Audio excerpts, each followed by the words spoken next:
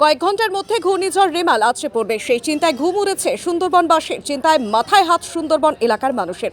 অন্যদিকে মানুষকে সতর্ক করার জন্য মাইকিং প্রচার করছে প্রশাসন।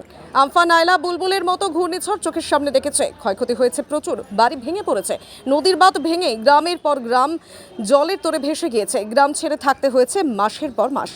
বাড়ি ভেঙে যাওয়ার পরেও সেই বাড়ির তৈরির ক্ষতিপূরণ আজও পায়নি বহু মানুষ। তাই আবার ঘূর্ণিঝড়ের কথা শুনে চিন্তায় মাথায় হাত হিঙ্গলগঞ্জের সুন্দরবন এলাকার মানুষের। অন্যদিকে ঘূর্ণিঝড় মোকাবিলায় সব রকম প্রস্তুতি সেরে ফেলা হয়েছে বলছেন হিঙ্গলগঞ্জের বিডিও। আগে তো আমফান হয়ে গেলে, আয়লা হয়ে গেলে কিছু তো পায়নি। কেন? তা কিছু না দিলি এই ঘর দরজা সব ভেঙে গেছে, এই পুড়ে রয়েছে, এই দেখো ভাঙা ঘর দরজা দিয়েছে। হ্যাঁ, কিছু পায়নি।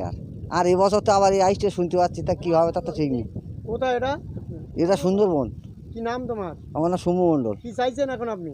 এখন কি চাবো, আর কি চাওয়া পাওয়া আছে দেখি, যদি কিছু যে সাহায্য করো তাহলে হবে। হ্যাঁ, ও অনেক ভয়তে আছে। আবার এই ঝড় বন্যা আসতেছে, তো ভয় করবো না তো কোথায় যাবো? তাই কেন, আগে কি হয়েছিল? আগে তো এরকম ঝড় হয়েছে, কি ঝড় হয়েছিল? আয়লা ঝড় টড় হয়েছে, আমফান ঝড় হয়েছে। কেন, ঘর পাওনি আগে? না, ঘর পাইনি। কোথায় বাড়ি তোমার? কোথায় বাড়ি? বাড়ি সুন্দরবনে না, এই রায়মঙ্গলের পাশ, নদীর ধারে। কি নাম? কি নাম? রেণুকা মণ্ডল। খুব আতঙ্কের মধ্যে আছি, আমাদের খুব ভয়ের মধ্যে আছি। কেন? এই বড় ঝড়ের মধ্যে আসবে এখন। আগে কিসের ভয় ছিল? আগে ঝড়ের ভয় ছিল, কি ঝড় হয়েছিল?